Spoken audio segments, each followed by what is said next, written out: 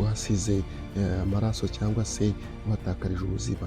Uwiteka Imana rero aguhereza ubwenge bwo kubaho muri ibi bihe bitoroshye zo gusenga nk'umuntu w'umukristo kuko urakikijwe, uragoswe n'abantu bagiye batandukanye b'abagome, abanzi ndetse n'abandi benshi cyane. Uwiteka Imana akomeze abane nawe. Uwumva niwe ubwirwa.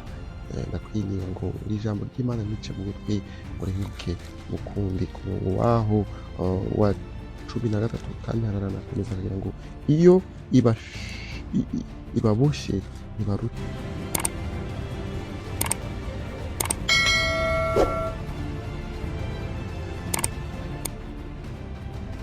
kandi bamwigisha buri kimwe cyose gishoboka kugira ngo azatere imbere.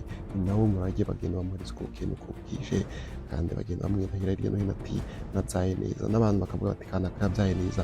Nawe rero rushaho cyangwa se wifuze kuba mu bantu bumvira kandi bakubaha Imana kuko ubonye yuko ibyiza ari byo bibateganirijwe. Uwiteka Imana akomeze abane namwe. Reka dusome umurongo wa 12 agira ati ariko nibatumvira bazarimbuzwa inkota kandi bazapfa nta bwenge bafite. Nibatumvira noneho bazarimbuzwa inkota ndetse bazapfa nta bwenge bafite. Biragoye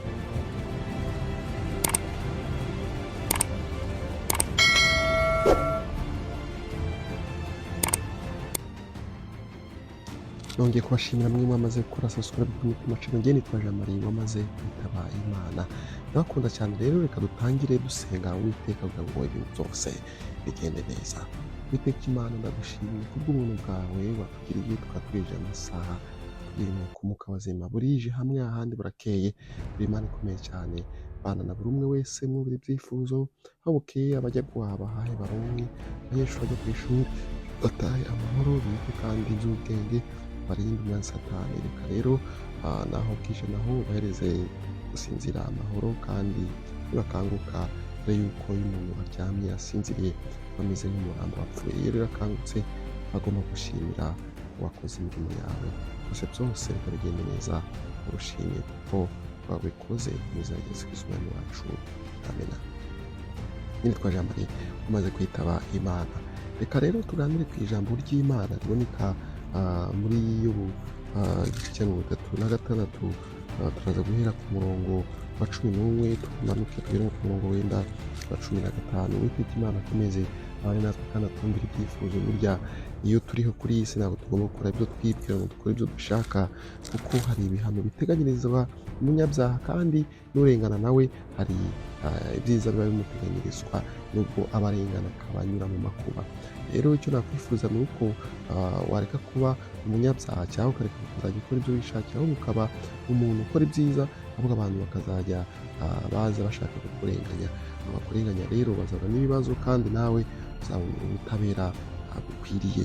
Reka rero dusome duhereye ku murongo waho wa 11 ngo nibanyumvira bakayikorera bazamara iminsi yabo baguwe neza, bazamara n'imyaka yabo mu byishimo. Ngo nibanyumvira bakayikorera bazamara iminsi yabo baguwe neza, kandi bazamara imyaka yabo yose mu byishimo. Rero muvandimwe, reka usabe kandi nguhatirize ko wakumvira Imana kugira ngo iminsi yawe ufite cyangwa usigaranye ku isi uzayimare mu byishimo ndetse uguwe neza, aho uzaba nta kintu na kimwe uguze. Iyo umwana yumviye se na nyina bamuhereza umurage muzima, bamuhereza buri kintu cyose cyiza, kandi bamwigisha buri kimwe cyose gishoboka kugira ngo azatere imbere. Ni nawo murage bagenda bamuhereza uko bukeye n'uko bwije, kandi bagenda bamwirahira hirya no hino ati nabyaye neza, n'abantu bakavuga bati kanaka yabyaye neza. Nawe rero rushaho cyangwa se wifuze kuba mu bantu bumvira kandi bakubaha Imana kuko ubonye yuko ibyiza ari byo bibateganirijwe. Uwiteka Imana akomeze abane namwe. Reka dusome umurongo wa 12 agira ati ariko nibatumvira bazarimbuzwa inkota kandi bazapfa nta bwenge bafite. Nibatumvira noneho bazarimbuzwa inkota ndetse bazapfa nta bwenge bafite. Biragoye cyane kandi birakomeye kugira ngo umuntu areke kumvira. Ni ukuri murumva ko ibintu bitoroshe na gatoya. Kutumvira rero bizaba bigoye kugira ngo uzace muri iriya nzira byo bizakugora cyane, kuko barakubwira ngo uzarimbuzwa inkota kandi uzapfa nta bwenge ugira. Ngo kandi abatubaha Imana mu mitima yabo bibikira uburakari, Iyo umuntu burya atubaha Imana, umuntu w'umupagani, umuntu udasenga, umuntu uhorana ibibazo no kurakara biba biri hafi. Uramenye rero umukristo ujye ugenda gakeya kuko burya umenye aho werekeza ni hehe, inzira ucamo ni iyihe, uramenye kuko burya bari abantu baba bagize gute, bafite uburakari bwinshi mu mitima yabo bitewe n'uko badasenga nyine kuko kamere yo gukora icyaha ikibi, burya nawe banagukubita banakumira nabi, kandi ugasanga rwose uhasize amaraso cyangwa se uhatakarije ubuzima. Uwiteka Imana rero aguhereza ubwenge bwo kubaho muri ibi bihe bitoroshe zo gusenga nk'umuntu w'umukristo kuko urakikijwe, uragoswe n'abantu bagiye batandukanye b'abagome, abanzi ndetse n'abandi benshi cyane. Uwiteka Imana akomeze abarinde, uwumva niwe ubwirwa. Ndakwinginga ngo iri jambo ry'Imana ntice mu gutwi ngo rihinduke ukundi. Ku murongo waho wa 13 kandi haranakomeza kugira ngo iyo ibaboshye ntibarusha batabaza. Uwiteka Imana rero ukomeze guteraganwa, ugakomeza kwanga, ugakomeza gutera imigeri, irakuboha kandi ikubaha rimwe. Ni ukuri ujya kumva ngo umuntu yabaye akahebwe, yakoze ibyaha byinshi cyane, ariko ukumva ngo imfura yamujyanye ukamukubise, wese wasamba ntabwo bishoboka, cyangwa se ubaye akazi nyine bigumyeyo burundu.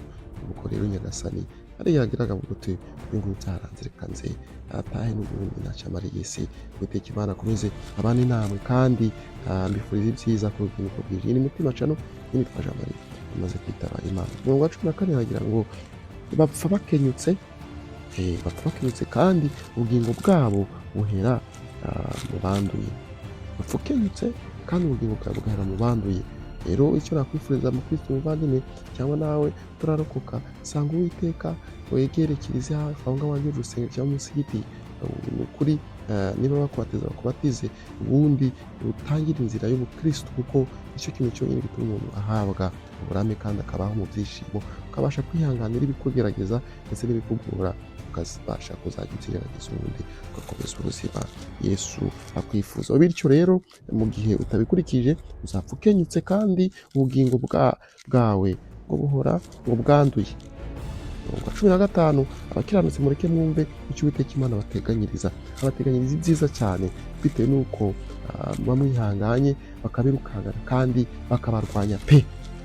Ndagushimira wamaze kurasa Mutima Channel, ngene kwa Jean Marie umaze kwitaba Imana. Ngo Imana irokora abarengana ikabakura mu makuba, kandi akarengane gatuma ibaziburira amatwi. Imana ikiza abarengana kandi ikabakura mu makuba, ndetse akarengane gatuma ibaziburira amatwi. Ngo ni ukuri iba yaragukuye mu makuba ikagushyira ahagari hadafunganye na gatoya, kandi ibishyizwe ku meza yawe biba byuzuwemo n'ibinure. Uwiteka Imana ahabwe icyubahiro kandi adufashe gusobanukirwa n'ijambo ry'Imana. Njye nitwa Jean Marie umaze kwitaba Imana. Iyi ni Mutima Channel, urasosokare mu utarayikora uratinze. Dusenge ubundi dusoze. Nyagasani Imana bana natwe, wongere twumvire ibyifuzo. Nyagasani tubure inzira ikwiye, dore ko bitoroshe na gato gukiranuka, bitewe n'uko hari byinshi rwose bituzengurutse, ibyirwa bidukurura n'ibidusunika, tukabura aho twakwerekeza n'aho twakwinyagambura. Ndagushimiye kuko rero ubanye natwe kandi witeguye kubidukiza. Bakoze subscribe ku Mutima Channel, bahereza umugisha utavangiye kandi n'abatarayikora nabo babashe kuyikora. Ndagushimiye mu izina rya Yesu Kristo umwami wacu. Amen.